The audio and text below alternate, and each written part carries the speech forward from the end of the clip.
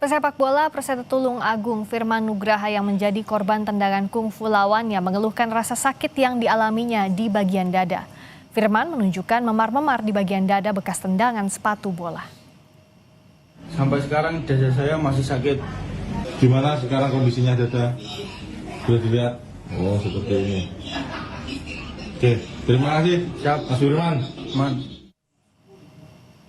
Klub Liga 4 Zona Jawa Timur Putra Jaya Pasuruan memecat pemainnya Hilmi Gimnastiar buntut tendangan horor ke pemain Perseta Tulung Agung. Putra Jaya Pasuruan menyebut tindakan Hilmi melanggar aturan fair play dan menyalahi koridor aturan sepak bola. Dalam surat tanggal 5 Januari itu, Putra Jaya Pasuruan pun meminta maaf atas insiden yang terjadi.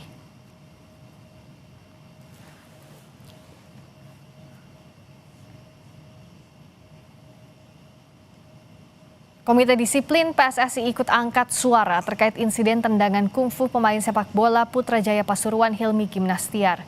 Ketua Komite Disiplin PSSI Umar Husin bilang semua perangkat kompetisi dan penegakan disiplin PSSI harus bertindak tegas memberikan sanksi seberat-beratnya. Ketua Komite Disiplin PSSI Jumadi Abdi bilang insiden tendangan tak sportif pernah menewaskan pemain PKT Bontang Jumadi Abdi pada 2009. Karena itu dia mengingatkan pemain sepak bola harus dilindungi dengan aturan dan disiplin yang ketat.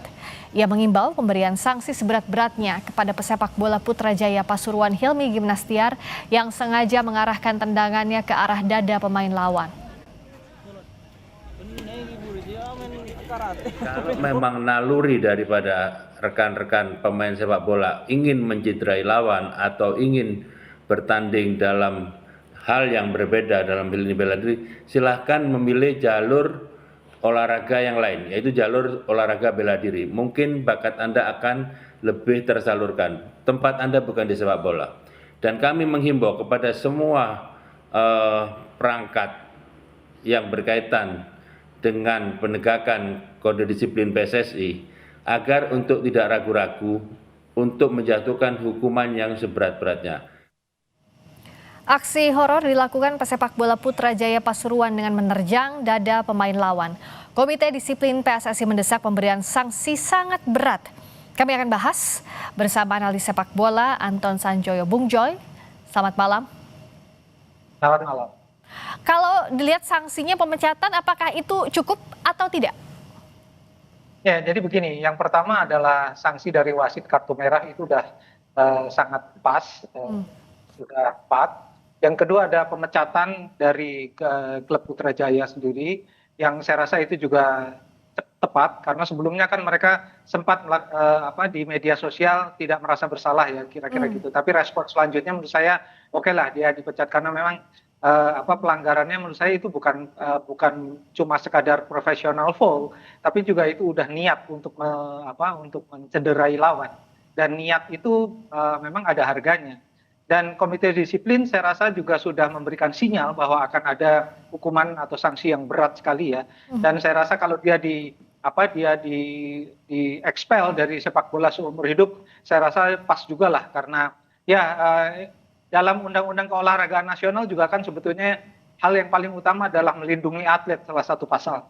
Jadi saya rasa itu penerapan dari undang-undang juga. Tapi kita harus melihatnya dari perspektif yang lebih luas. Misalnya pada tahun 2009 kan ada juga kasus Jumadi Abdi, tapi waktu itu kan belum ada musim viral-viralan ya. Dan kasusnya waktu itu hanya diganjar kartu kuning dan kemudian Komisi Disiplin hanya menjatuhkan sanksi 4 bulan. Nah, itu harus menjadi pelajaran berharga juga.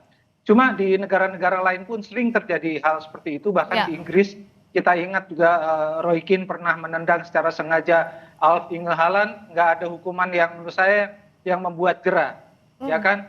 Di Piala Dunia pernah ada, Patrick Battiston juga pernah diterjang oleh Harald Schumacher, Nigel de Jong pernah menerjang Xavi Hernandez. Persoalannya adalah memang hukum FIFA dan hukum umum di semua negara termasuk Indonesia itu tidak relate, tidak berhubungan. Ini yang menurut saya harus dipikirkan ulang. Karena dengan kasus kesengajaan seperti ini harus ada relasi antara hukum FIFA yang diadopsi oleh PSSI dan hukum umum sanksi pidana yang diadopsi oleh satu negara, dalam hal ini kepolisian. Jadi menurut saya harus ada relasi dalam hal ini. Nah, sejauh ini memang mismatch-nya seperti apa? Kalau kita lihat kan tadi ada niat, ada intensi, bahkan itu mencelakai pemain lawan karena sasarannya dada pemain lawan, itu jelas organ vital di sana. Nah, apa sebenarnya yang membuat para pemain ini, apalagi bukan kasus pertama, berulang, tidak ada efek jera atau bahkan takut untuk melakukan hal itu? Ya, karena memang sanksi terberatnya tuh hanya diekspel dari sepak bola kan, tidak ada sanksi pidananya. Jadi dalam kasus Jumadi Abdi, bahkan sanksinya hanya 4 bulan. Jumadi Abdinya meninggal dunia loh. Dan ini kasus yang terakhir ini, si korban ini cukup beruntung karena kalau di bawah sedikit, kira-kira 10 meter, dia akan kena di bagian dalam, di bagian perut yang sangat vital. Dan ini bisa menyebabkan kematian. Nah, ini kan nggak boleh terulang lagi. Dan yang saya bilang tadi harus ada kajian ya, bagaimana menghubungkan undang-undang FIFA dengan undang-undang kriminal di Indonesia. Karena masing-masing negara diberi kebebasan sebetulnya oleh FIFA untuk membentuk hukumnya sendiri, tapi tidak boleh melenceng dari hukum FIFA.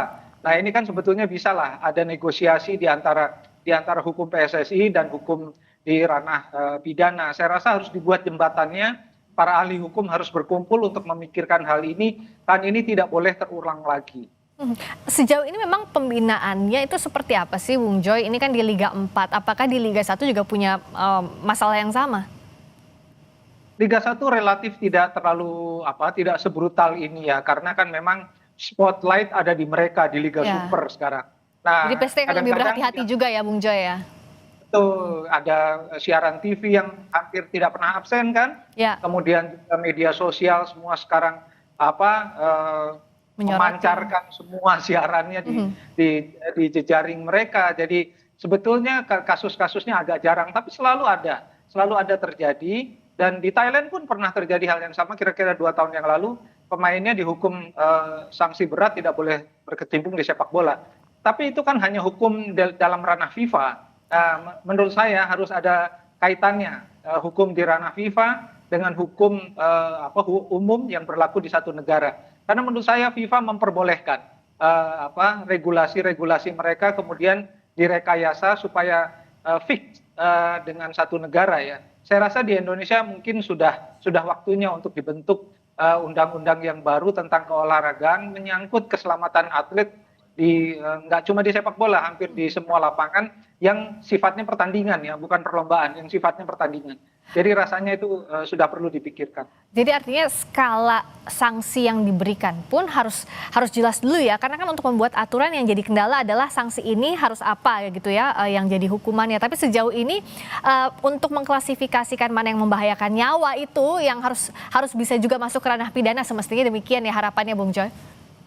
Betul, dan di PSSI yang meratifikasi hukum FIFA sebetulnya jelas kok, semua kategori bahaya itu sudah jelas rinciannya. Dan sanksinya terberat pun sudah jelas, jadi hukuman seumur hidup tidak boleh berkecimpung di lingkungan PSSI, itu yang terberat. Dan saya rasa apa yang dilakukan oleh tim yang menghukum mengeluarkan dia dari tim, saya rasa itu juga sudah tepat. Tapi kan di banyak negara pun masih mengalami kesulitan ya untuk masuk ke ranah pidana. Tapi saya kira hukuman yang terberat sudah akan dijatuhkan dan saya salut pada keputusan PSSI. Sanksi berat harus ditegakkan. Terima kasih Bung Anton Sanjoyo, analis sepak bola telah bergabung di Sapa Indonesia Malam. Sama-sama, terima kasih.